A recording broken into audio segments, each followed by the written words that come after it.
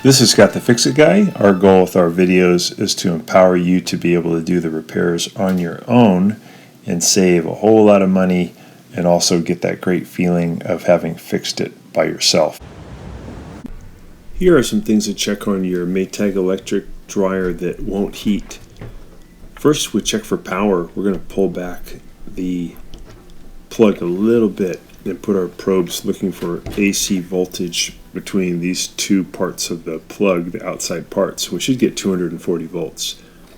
So this is showing 242 volts, so that's good. Definitely has power. We're going to unplug it, and now we're going to take out a couple of Phillips head screws on the front panel so we can remove the panel and check a few of the thermal fuses and thermostats on the inside, and also we'll check the element.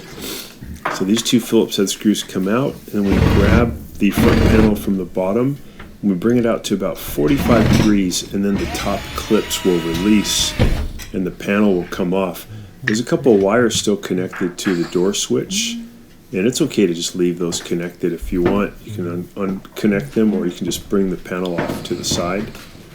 And now I'm going to get down lower so I can check for continuity on this thermostat here on the left. I'm using the outside parts to make sure that it has continuity, and I can hear it. I can hear it beep, and I can see the reading does have continuity. Checking this other one on the outside, and I'm going to check one that's over here on the burner tube. Same thing, I'm just going to check the terminals and make sure I get that beeping sound. And then I'll put my probes on the outside legs of the element. That's where the little brass nuts are. And when I did that, I found that there was no continuity reading. So that means that the spring inside, the element spring, has a break.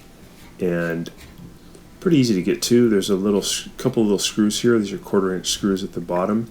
Remove those, and then we can take off that plate. We can look at it and see what's going on.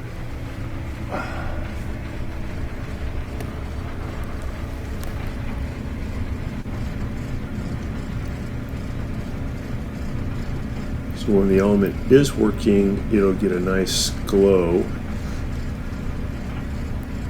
That's what the spring looks like when it's fired up and working. But in this case, we had to replace that spring, and that got it working again. So probably the most likely cause would be a bad element. And you can get the new spring for it for about $40, and it's pretty easy to put it in. Or if you want to get the whole burner tube, you can replace the whole unit, and that costs about $80 to $90. So we're going to put this little heat shield back in. It's going to fold in on the top, and then the bottom will put in those two 1/4-inch screws to hold it in.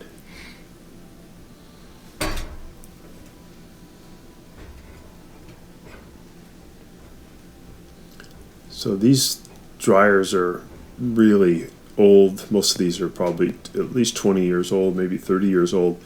And the elements go for a long time, and then finally they just break. They're like a big spring that gets hot and cold so many times the metal fatigue finally breaks it. But pretty easy to put a new element spring in.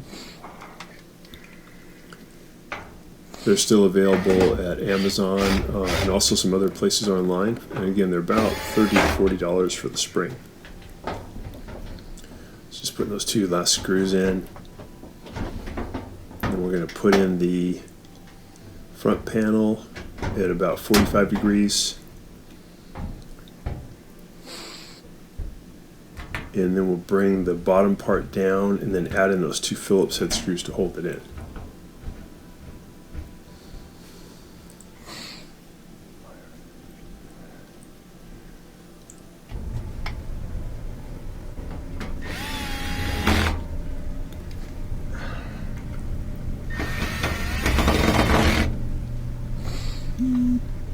Just going to tighten up those screws.